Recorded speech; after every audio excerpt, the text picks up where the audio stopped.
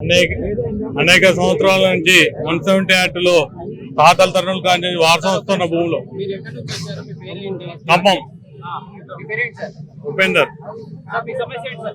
మాది భూ సమస్య 170 యాక్ట్ తరతరాల నుంచి చేస్తున్న భూమి ఇంతవరకు పట్టా ఎక్కలేదు. ఆనాడు వైఎస్ రాజశేఖర రెడ్డి గారు ఉన్నప్పుడు చేసిన సవరణ తర్వాత టీఆర్ఎస్ గవర్నమెంట్ కాలేదు. ఆ సమస్య పరిష్కారం కోసం ప్రజా దర్బార్కి రావడం జరిగింది.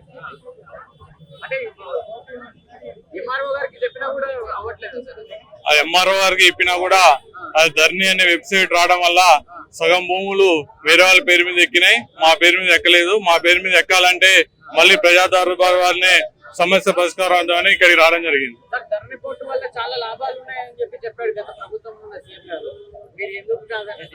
ధరణి అనేది మోసపూరితం.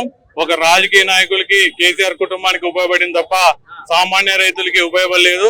చెప్పులు కాలు అరిగేదాకా తిరిగిన ఎంఆర్ ఆఫీస్ లో ఇప్పటివరకు పరిష్కారం కాలేదు. ఈ కాంగ్రెస్ గవర్నమెంట్ లో 100% మళ్ళీ మా భూములు మా పేర్లు ఎక్కుతాయని ఆశాభావంతో ఇక్కడికి రావడం జరిగింది.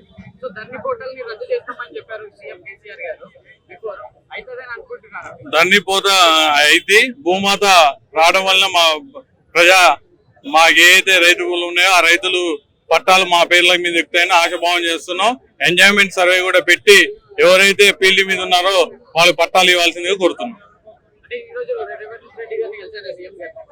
రేవంత్ రెడ్డిని కలవడానికి వచ్చాం కానీ చాలా జనాలు ఉన్నారు. దాని వల్ల అందుబాటులో లేకపోవడం వల్ల మేము కలవలేకపోతాం. అవకాశం ఉంటే కలుస్తాం. ఆనాడు రాజశేఖర రెడ్డి ఏ విధంగా చేశారో రేవంత్ రెడ్డి గారు కూడా అదే విధంగా ప్రజా దర్బార్ని ప్రవేశపెట్టడం జరిగింది. ప్రజా సమస్యల కోసమే ప్రజా దర్బార్ని ఏర్పరిచారు.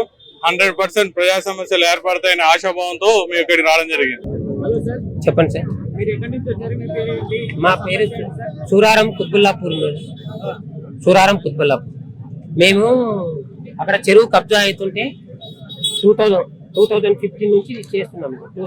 ఆగస్టు 2015 ఇక జిహెచ్ఎంసీ ఎప్పుడు డేట్ కూడా దీనిలో ఉంటుంది. మీకు ఇగో ఎప్పుడు డేటు ఇగో కలెక్టర్ ఆఫీస్ లో 2015.